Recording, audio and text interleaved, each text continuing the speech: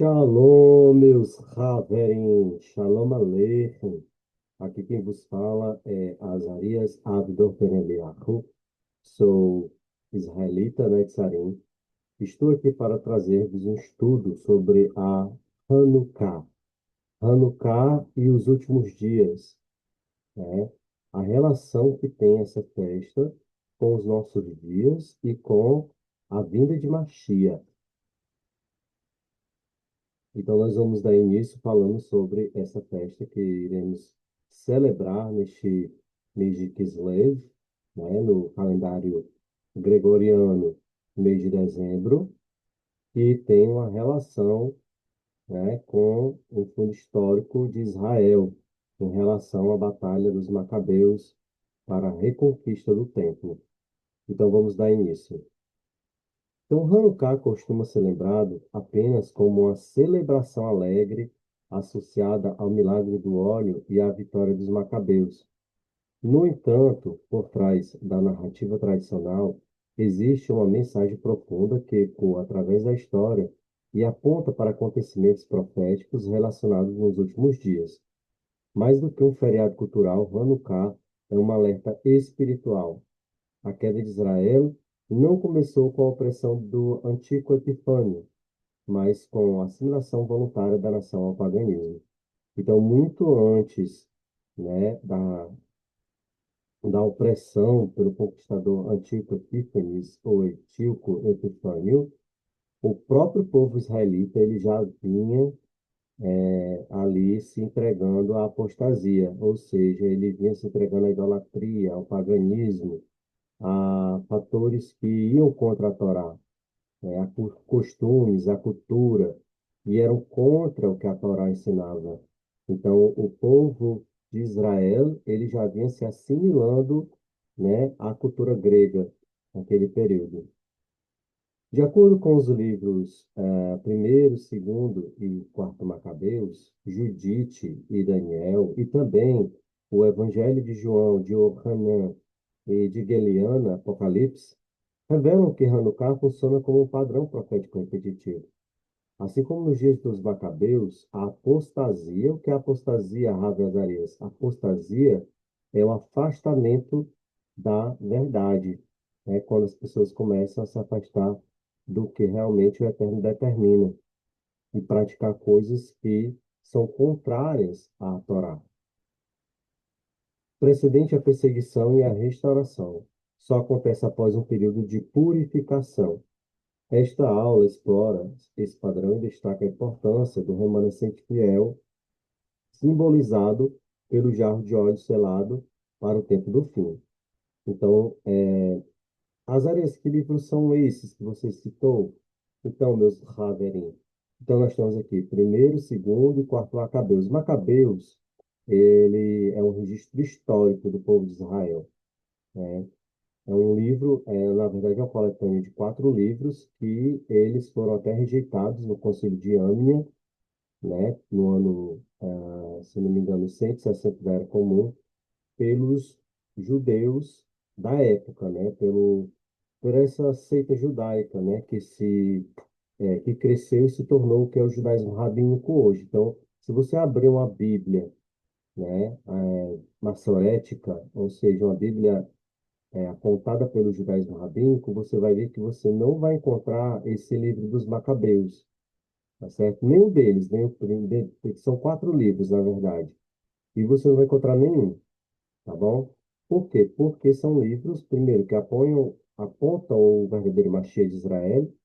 Segundo, eles trazem uma história que se assemelha muito com o que está nos Ketuvim Netzarim, né? Ou seja, no vulgo Novo Testamento. E eles, de acordo com a história, você vai ver claramente que aquele que é transpassado lá em Zacarias, né? Na profecia de Zacarias, que ele é transpassado, né? Que aponta para o Mashiach Yeshua. Agora não tem a referência de Zacarias, mas tem uma profecia lá que fala sobre aquele que é transpassado, né?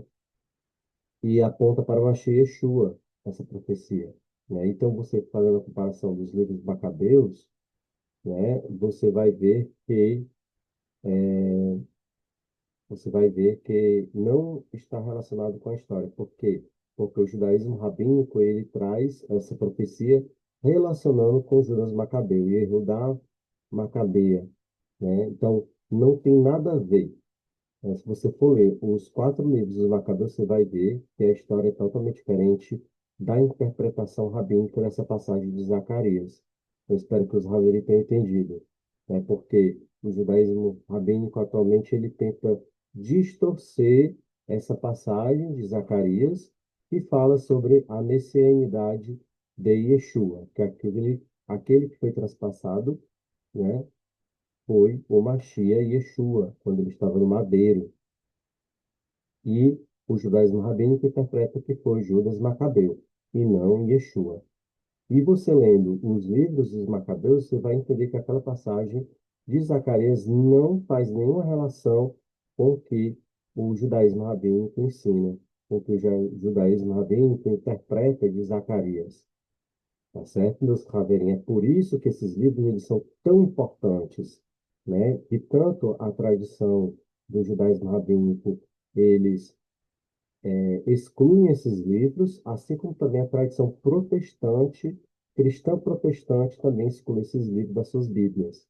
Você ainda vai encontrar dois livros dos Macabeus na Bíblia Católica e todos os livros dos Macabeus na Bíblia Etíope e na Bíblia Siríaca, né?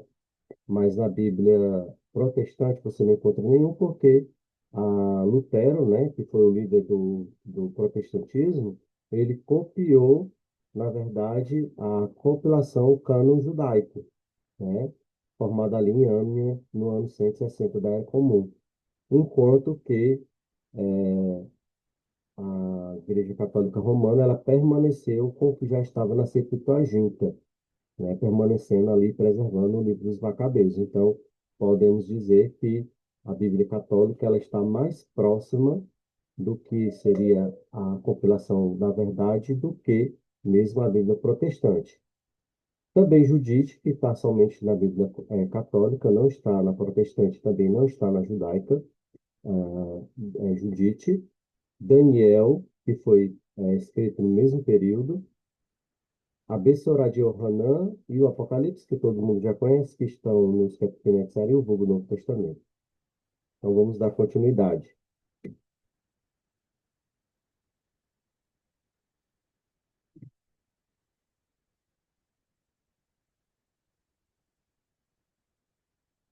Apostasia antes da perseguição.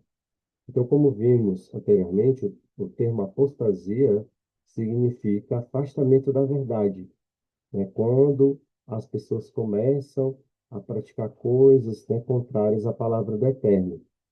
Então, os livros dos Macabeus, que são quatro livros, na verdade, não são somente dois, como está na Bíblia Católica, na verdade são quatro, tá certo? Eu vou deixar após aqui o link dos quatro livros para vocês baixarem e estudarem, tá bom, meus Haverim? Principalmente nesse período de Hanukkah, é interessante que nós possamos ler os quatro livros dos Macabeus. Os livros dos Macabeus revelam que, antes de Antíoco Epifânio impor o seu domínio sobre Israel, muitos Yehudim já haviam abandonado a Torá por escolha própria. Primeira Macabeus relata que homens ímpios saíram de Israel e convenceram outros a fazer alianças com os gentios. Assim, a perda da identidade espiritual não veio pela força, mas pela conveniência. Esse padrão reaparece em 2 Tessalonicenses, no capítulo 2, que Shaul Rachali diz o seguinte: antes da manifestação do homem da iniquidade, vem a apostasia. Ok? A ordem profética é sempre a mesma. O povo do Eterno se afasta, adota práticas das nações, ou seja, práticas pagãs, interpreta a desobediência como uma autoridade e surge o opressor. Né? Assim como a helenização abriu portas para Antíoco, a apostasia moderna prepara o caminho para o líder final do Espírito nas Escrituras. Então, sempre ela vai se repetindo. É uma história, né? Essa história da Hanukkah é uma história que ela vem se repetindo ao comando das Éreas, né? Vem Antíoco Epífanes, aí depois veio Tito, destruiu o templo, depois veio o papado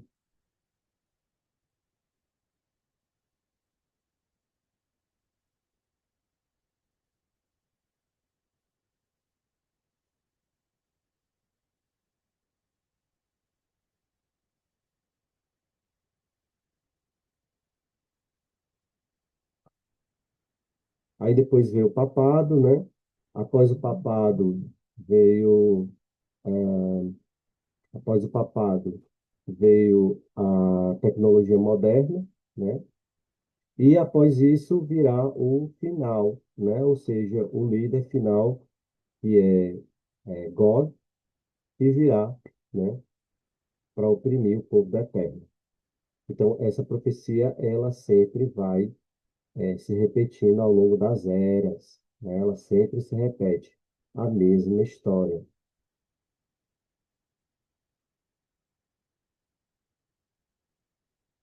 O ciclo profético em Daniel. Daniel, no capítulo 8 apresenta a visão do carneiro, do bode e do chifre pequeno, identificado historicamente como Antíoco Epifânio. Então, meus Raverim, aquele carneiro, né, do chifre pequeno, que mostra dentro da profecia de Daniel, na verdade, é Antíoco Epifânio, certo? O opressor do período dos Macabeus. Seu ataque ao templo, a interrupção dos sacrifícios e a profanação do altar cumpriram aquela profecia. Mas o anjo, o mensageiro Gabriel, informa que a visão é para o tempo do fim, indicando que o episódio de Macabeu foi apenas uma prévia de um padrão que se repetirá. Acabei de falar, né?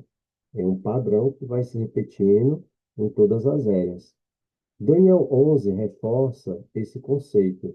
Até o versículo 35 fala claramente sobre Antíoco. A partir daí, contudo, a descrição já não corresponde mais ao rei sírio, mas aponta para um governante futuro, maior e mais arrogante, ecoando a figura do anticristo, no caso, o papado, né? Então, a gente vê, dentro das profecias de Daniel, né, que se pronunciava ali um outro poder, né, que se levantaria, que oprimiria o povo do Eterno, né, que realmente foi o papado, né? Foram muitos anos de perseguição da Igreja Católica aos judeus, principalmente no período da Inquisição, né? Então a gente vê aí claramente que esse poder ele foi se remanifestando em cada era, né? Depois em Hitler e por final será em Gog de Magog.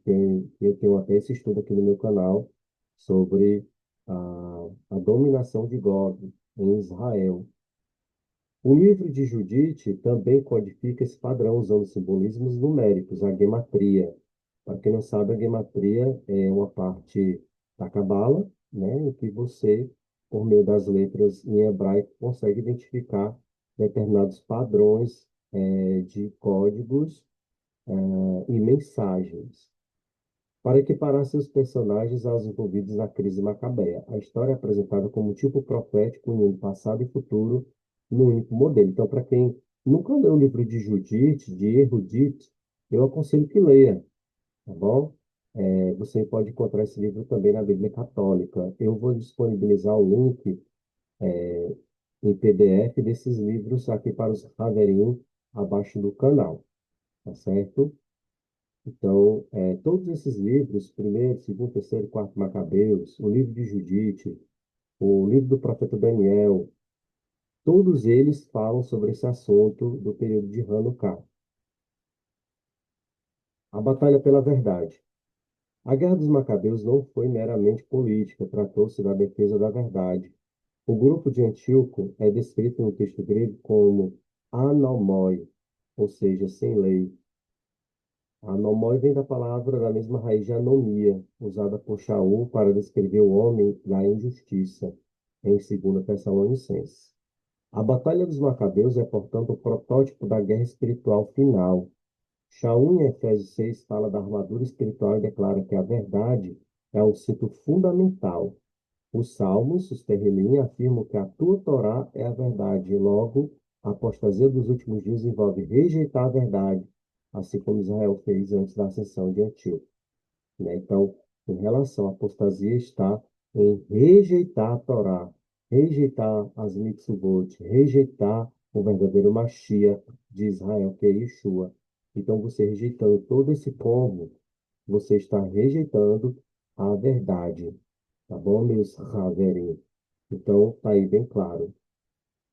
Então, as pessoas que, quando vem com aquele assunto, a lei foi abolida, né? Não existe mais Torá nos dias de hoje, a lei é de Moisés, né? Então, padrão,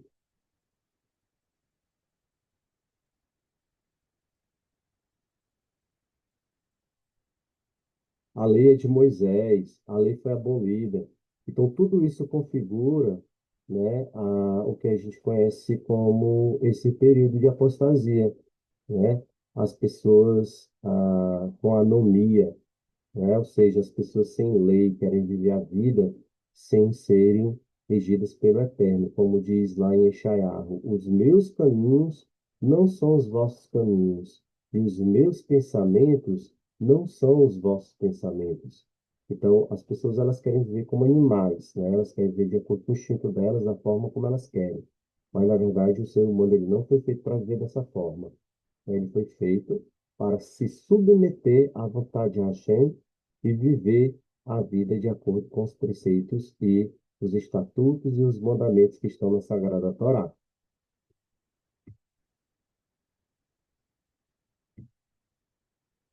Vamos dar continuidade. Agora falando sobre Yeshua, Yeshua e Hanukkah. Na Bessará de Yohanan, Yeshua aparece no templo durante Hanukkah, mesmo correndo risco de morte. Ele havia ido poucos meses antes para Sukkot. Sukkot, para quem não sabe, é a festa dos tabernáculos, mas retorna especificamente para Hanukkah. Esse detalhe não é acidental. Existe um paralelo profético entre as ações e as atitudes de Yeshua e a Hanukkah, nesse sentido. Vamos analisar o capítulo 10 de Yohanan, que fala sobre os seguintes tópicos. Fala sobre Yeshua entregar sua vida, ecoando ali os mártires macabeus, confronta as lideranças corruptas, ou seja, a liderança judaica da época, que boa parte era corrompida pela politicagem de Roma, assim como também os macabeus enfrentaram sacerdotes ímpios, enfrenta tentativas de apedrejamento, porque Yeshua estava sendo perseguido, e ali ele poderia sofrer apedrejamento, né? Lembrando as pedras que foram retiradas do altar profanado em 1 Macabeus capítulo 4.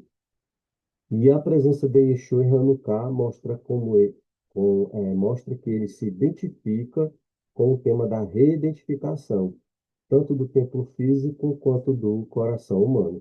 Então, você lendo ali Yohanan, capítulo 10, indo num sode, ou seja, numa interpretação mais profunda dos Ketuvim Netzarim, você vai ter esse entendimento. Yeshua, ele estava reafirmando, ele estava confirmando a festa de Hanukkah para os seus talmidim. Tá bom, meus haverem? E, e assim, né? Você se pergunta, Azarias, mas a gente lê isso em Yohanan 10, na Bíblia Protestante. Se a gente for procurar a história de Hanukkah na Bíblia, a gente não acha, né? Exatamente, você não vai achar a história de Hanukkah na Bíblia protestante, cristã protestante, evangélica, porque eles seguiram o modelo da seita judaica rabínica, do Concílio de Âmnia, do ano 160, que eles excluíram o livro dos Macabeus da Bíblia. Então, você só vai encontrar essa história na Bíblia Católica. Então, falando em questão de coerência, a Bíblia Católica ela está mais coerente do que a Bíblia Evangélica nesse sentido, porque ela preservou os escritos macabeus, confirmando a história de Hanukkah. Imagina, em Yeshua 10, Yeshua cita a festa da dedicação, fala da festa de Hanukkah, mas quando você lê o restante da Bíblia, da Bíblia protestante, no caso, evangélica, você não vê nenhuma passagem que fala sobre essa festa, né? E a pronunciação histórica dela. Mas se você for na Bíblia Católica, você encontra essa história de primeiro e segundo Macabeus. Eu acho que os rabinos estão entendendo. Até dentro da própria tradição judaica, rabínica, se celebra Hanukkah, mas você não encontra nenhuma literatura rabínica contando a história de Hanukkah, contando a história dos Macabeus. Então, é um pouco assim, incoerente, né? Então, seremos mais coerentes. Por isso que eu digo que o único movimento coerente, judaico-coerente, é o judaísmo nazareno. Por quê? Porque ele preserva essa tradição. Ele preserva esses registros, não como registros inspirados, mas como registros valiosos, registros históricos com conteúdo valioso, que reinterpreta e que aponta certos determinados textos da Bíblia canônica que muitas vezes a gente não consegue identificar, né, tentar preencher determinadas lacunas. E na Bíblia católica você encontra esses livros, tá bom, meus Haverim?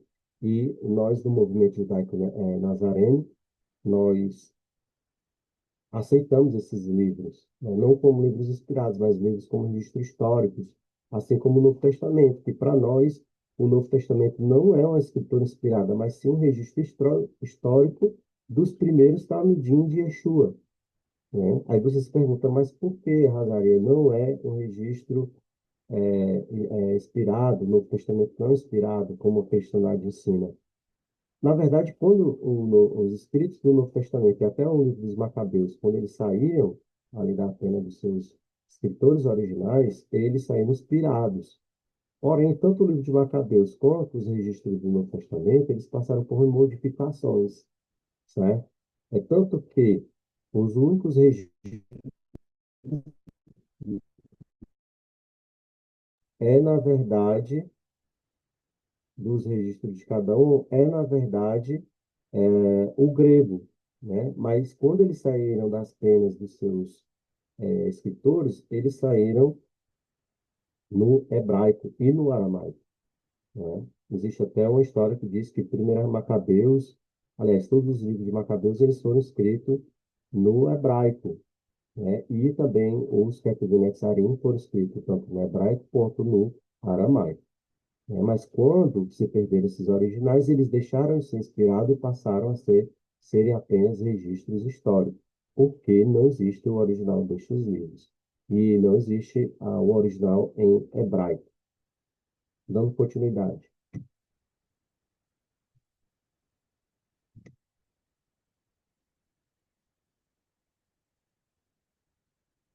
O remanescente selado. O famoso milagre do jarro de óleo representa o remanescente fiel. Havia apenas um recipiente de azeite puro, ainda selado pelo sumo sacerdote, sinal de que não havia sido contaminado. Esse jarro sustentou a luz por 8 dias, até que novo óleo pudesse ser produzido. Qual o simbolismo desse jarro de óleo, Azarias? O simbolismo são os Netzarim, que é o remanescente fiel. O simbolismo é profundo, significando que o óleo representa o HaKodesh, o selo representa a santidade e a fidelidade, o pouco que resta sustenta a luz durante o período de trevas. Então, é como se fossem os Netzarim, né? Os Netzarim, os israelitas Netzarim, eles nunca deixaram de existir, eles sempre existiram. Em cada era, né? O livro ali de Guiliana, de Apocalipse, ele vai mostrar 7 eras proféticas desse período, desse grupo pequeno que é chamado remanescente. Então, Israel nunca foi totalmente destruído, porque sempre, em todas as eras, houve o remanescente, os Netzarim, que nem dizem Eliana 12:17. Escreve o remanescente final, né, dos nossos dias, no caso dos nossos dias de hoje, que são aqueles que guardam a Torá, as mitzvot do Eterno, e tem o testemunho de Yeshua HaMashiach, exatamente o duplo simbolismo da luz da menorá. Por isso que ela tinha duplo simbolismo nesse sentido. E ela durou por 8 dias. O número 8 em profecia, ele simboliza eternidade, perfeição, né? É o número do eterno, né? Yod-Heh Vav-Heh é o símbolo da eternidade. Por isso que as artes da Hanukkah, ela tem oito, oito, vamos dizer, não castiçais, castiçais, 8 castiçais com a do meio, que é a Shemash, né? E ali você acende cada uma durante os dias da festa de Hanukkah. Depois eu vou trazer um vídeo aqui ensinando a vocês como é que faz esse acendimento. Então, dando continuidade, Hanukkah é uma profecia para hoje. Assim como na antiguidade, uma cultura sedutora, assim como na antiguidade, uma cultura sedutora leva o povo à assimilação. Nos dias de hoje são a modernidade, né, a tecnologia, né, as determinadas culturas são muito fortes, né?